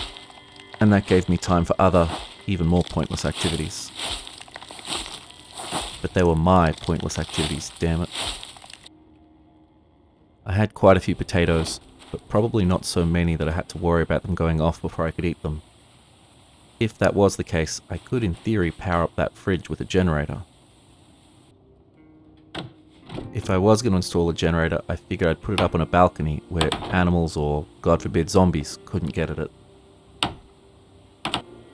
A balcony would give me somewhere nice to sit too, where I could look over the farm and the lake. I should have probably saved the nails, but there was more furniture around that I could break up. And it was a nice view. Another super early morning, wanting to get more potatoes in the ground. I had actually dug up the last of the radishes, sick of their white and purple bullshit. They would have probably got me through the winter, but the potatoes were going to get me through the winter in style. I could actually feel my weight and muscles building up again. After almost losing everything, I might actually be stronger than ever come the end of winter.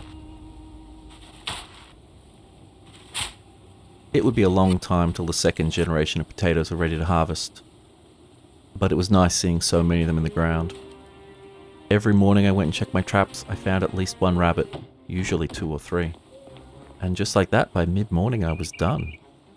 A little bit of farming, trapping and cooking was all I had to do. So now and then I just took it easy. But I wasn't going to stop work on the car. If anything now, I was probably planting too many potatoes. Worst comes to worst, some of them would eventually become compost. And I would want a few bags of potato seeds in case I decided to move on from here. Or when I decided to move on. Despite my good fortune, I was still finding new ways of hurting myself as I went about my work. And that reminded me that if I ever seriously hurt myself, there was no one around to help.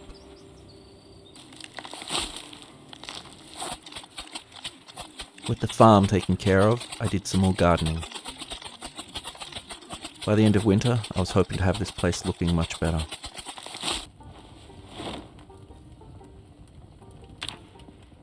Though I hadn't seen any zombies poking around my trapping spot, it didn't hurt to clear out some of the nearby trees. And once again, I managed to hurt myself. I had to be more careful. A good cut to the neck or a broken leg, and I could still be in trouble.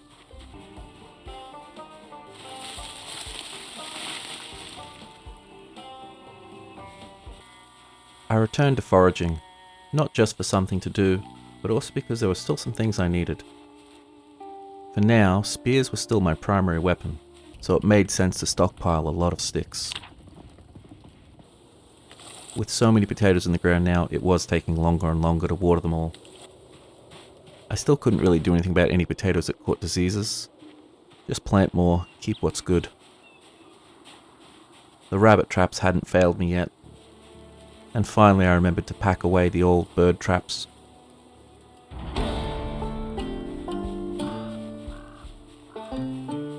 I was still doing a little bit of foraging, and I was getting damn good at it. But once again, my greatest time sink became mechanics. It cost me hours and hours out of every day. If only I'd found some sort of skill book somewhere.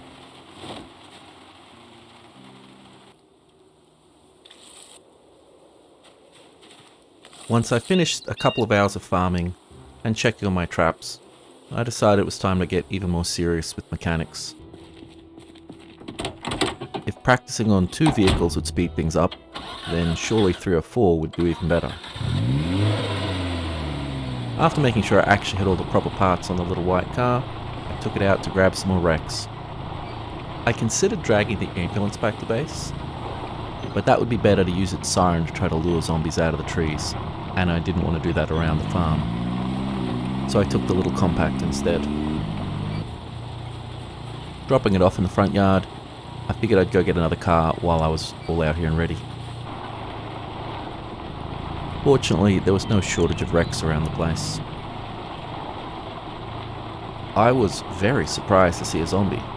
3 zombies. And relatively close to my base. I decided to do a bit of honking to try to lure them and any others away. I wasn't going to let them just wander though. The best zombie was definitely a dead zombie. After killing the 3 I'd seen, I stayed alert for more, which was good because there were more.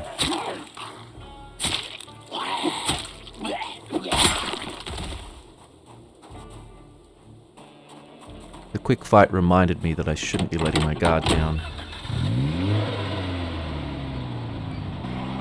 Another day and those things could have wandered all the way up to the Ohio River and my base.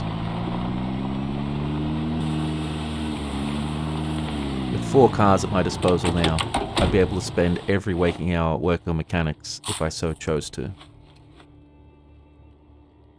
As for my weight, I was still underweight, but not by much. Aside from a quick break to check on the crops and my traps, I really could spend the entire day working on mechanics.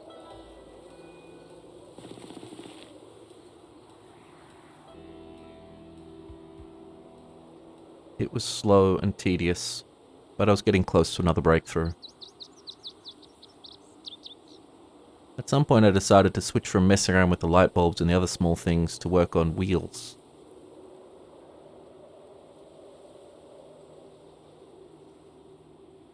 Things are progressing well, and hopefully by the end of winter I'd be skilled enough to actually repair the engines on these things.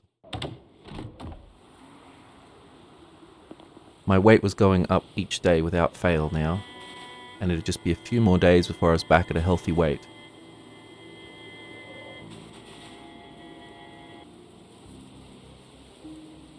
As with yesterday, I spent almost the entire day just working on the 4 darts.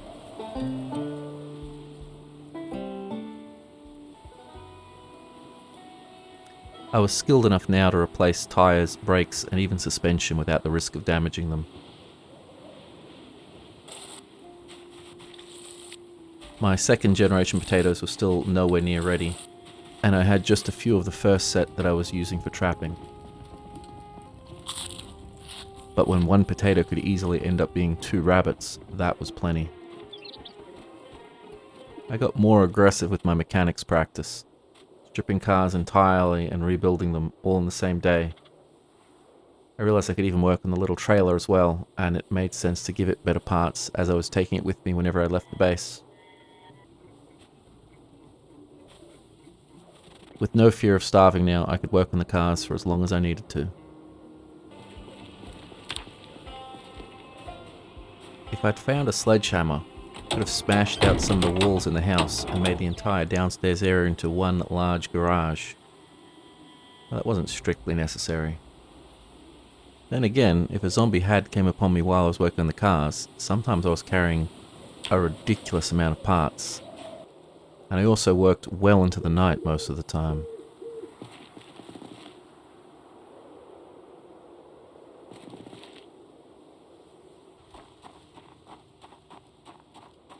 I'd kind of expected it to happen sooner, but eventually one of my traps broke. I could probably reclaim a few nails, but I would need to get a constant supply of nails. I replaced the broken trap, although I didn't need this many.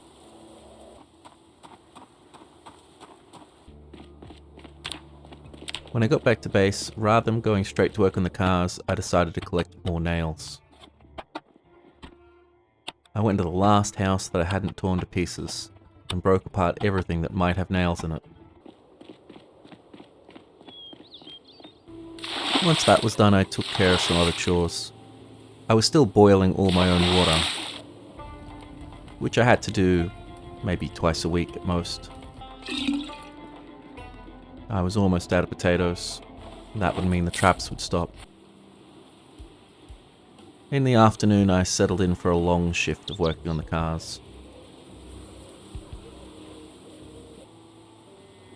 A light out here would have been good, but going and getting a generator just for that seemed needless.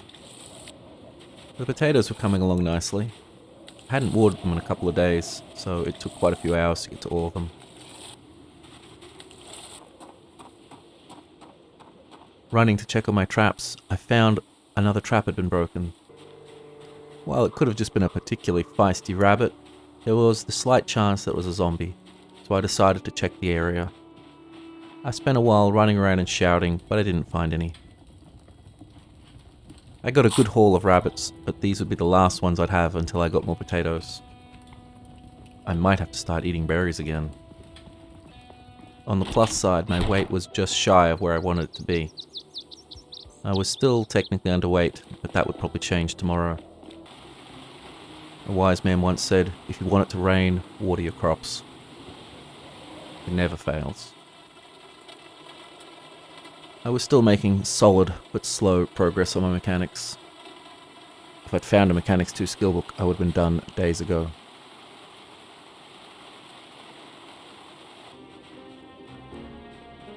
This time, none of the traps were broken, but I wouldn't be able to rebait them either.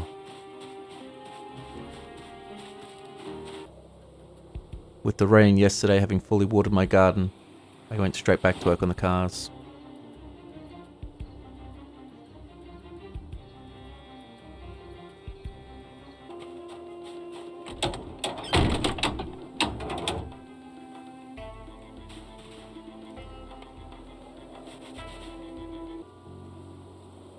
They were long days, but it was nice to know that when the time came, I'd be driving out of here and not walking.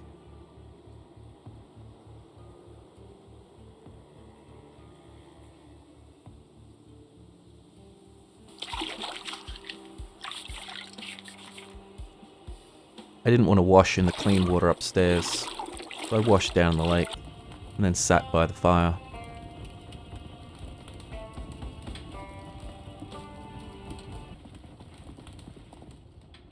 It was still cold enough to need many layers, but I noticed some of my clothes had quite a lot of holes in them. I decided to swap my padded pants out for a pair of jeans. Then it was time to get back to work on the cars. The shifts were long and dull.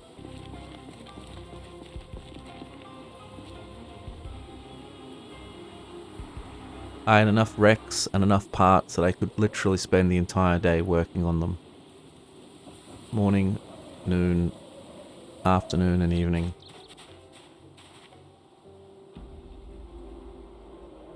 Without any potatoes to put in my traps, I didn't even have that pleasant interruption.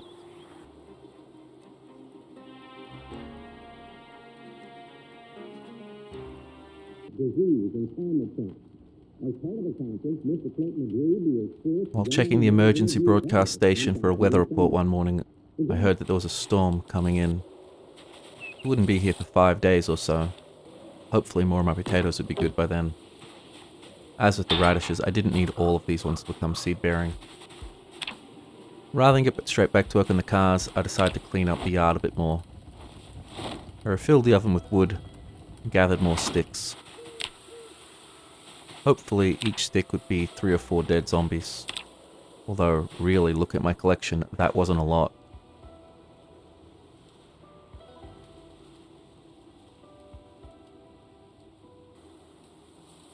I was feeling it. Hopefully today would be the last day I'd have to work on the cars.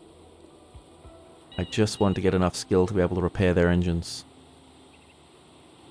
Unfortunately, to do that I would need engine parts from cars that weren't completely busted, which I didn't really have access to anyway. The next morning I finally made my big breakthrough.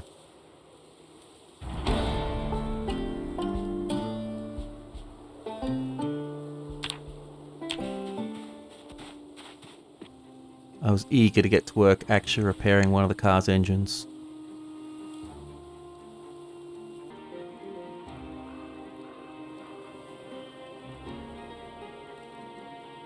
Wow, okay, that really was not a big deal. Yeah. I just did 8 hours of grinding for that. Look, it does mean we can start ripping parts out of other car engines as we find them. At least it was done now, and I had no more plans to do any more mechanics before the end of winter. I even packed away all the spare parts in the garage.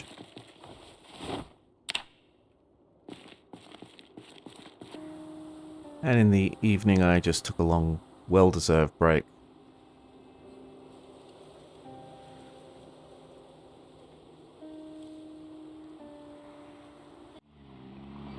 After doing some chores about the base in the morning, I loaded up the car and went off in search of that generator we'd seen so long ago.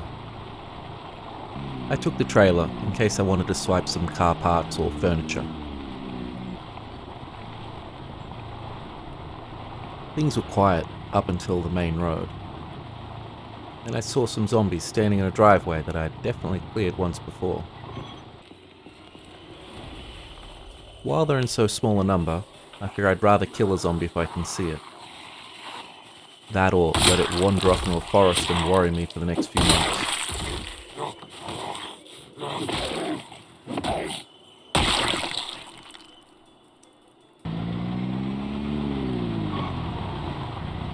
I'd driven this road only once before, and I knew there were some wandering packs of zombies up ahead. Despite all my hard work and car mechanics, I knew the car wasn't likely to survive a single good collision with a zombie.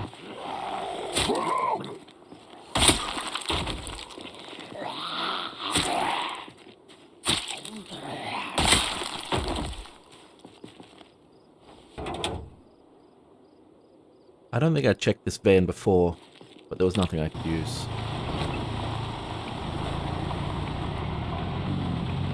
Now I was back in more familiar territory, though not exactly our usual stomping grounds. It had been months since we'd been in this area, but it was looking clear. When we were here last, I even left the generator outside so I wouldn't have to search around for it. I could have gone and grabbed the generator weeks ago, but it wasn't particularly necessary. Even now, we can't top up our fuel supply reliably. I had to stop and check every wreck we'd checked before, as this time I was able to strip the engines for engine parts. Although, to do so, the engine needed to be in at least miserable quality, and most of these did not make that cut.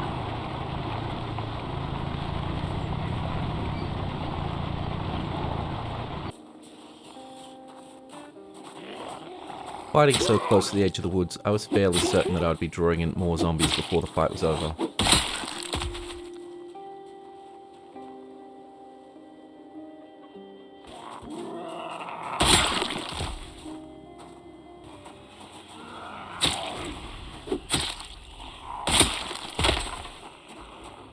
My spears were still very fragile, as my carpentry skill wasn't that good. I didn't really have a lot of opportunities to work on it any more than I did during the winter, although I could have worked on my maintenance a little bit more.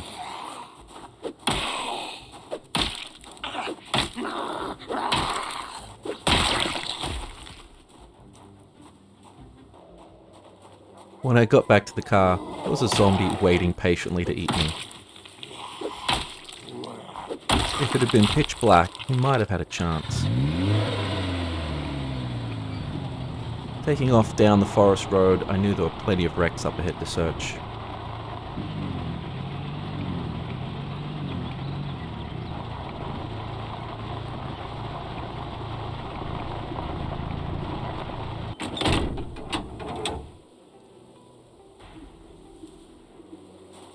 I was able to at least scavenge a few parts of my engine, though nowhere near as many as I'd like.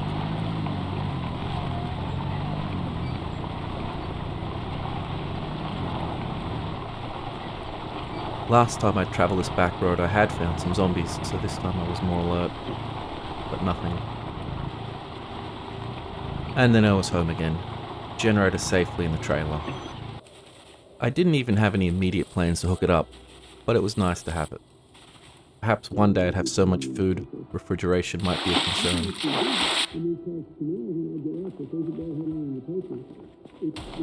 According to the radio, that storm was still approaching, but I had a couple of days to prepare. And I'd finally gotten my weight back up to where it was when I'd started all this nonsense. Now I'd have to start making sure I didn't actually put on too much weight. And if I got too heavy, I could always go on a diet of berries.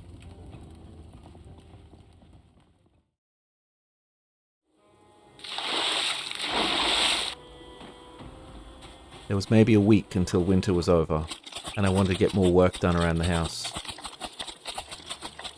I cut more of the grass, and stacked up some of the logs I'd tied up outside. Inside the house, I'd been using a closet as a dumping grounds, but I remembered I'd stolen a garbage bin on one of my recent runs, so I started throwing it all out. Because garbage bins just delete things, you know. That's how they work. And finally, my second generation potatoes were seed bearing. That meant I had literally more potatoes than I could eat, and I'd have packets and packets of seeds. I could start trapping again, and in a week I'd be able to start fishing. I had considered boarding up the other houses, but I never had the nails to get the job done, so they just sat there.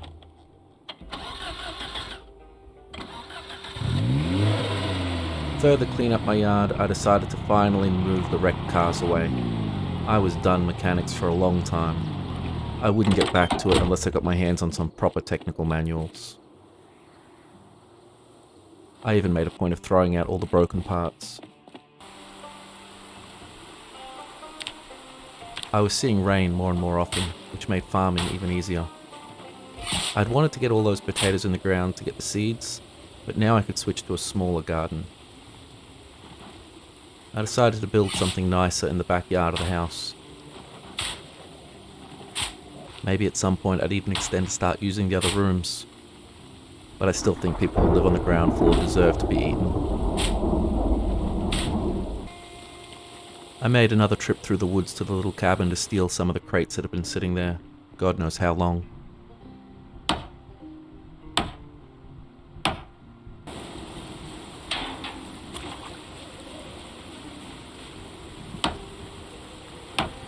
I figured I was feeling the storm front now, as the rain was coming down pretty strong.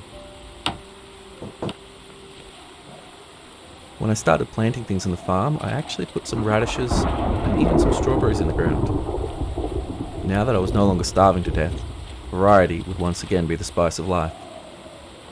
Although let's face it, potatoes are much better than radishes or strawberries. I could have taken the effort to make my farm look nicer 2 months ago, though it had actually taken me quite a while to chop down all the trees and cut the grass. I guess it just hadn't made sense to put in all that work when I wasn't sure if I was going to make it. Now I was sure.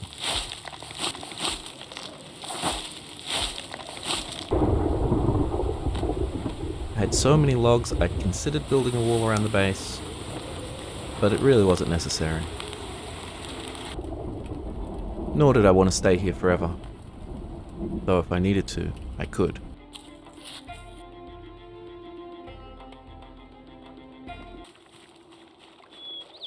I hadn't done much to the house itself, but the garden was looking nice. I decided there was nothing I really wanted to get done that day, so I just sat and looked out over the lake.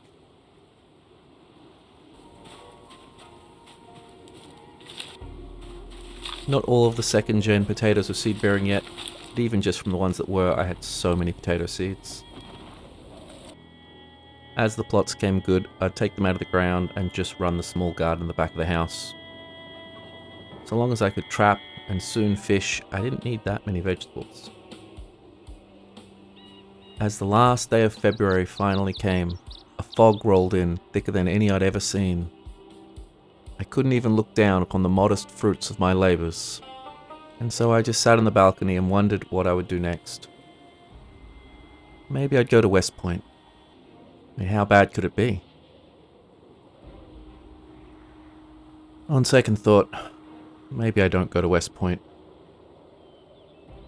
Anything that I need that I don't have right here, I'm not likely to find in a city overrun with the dead.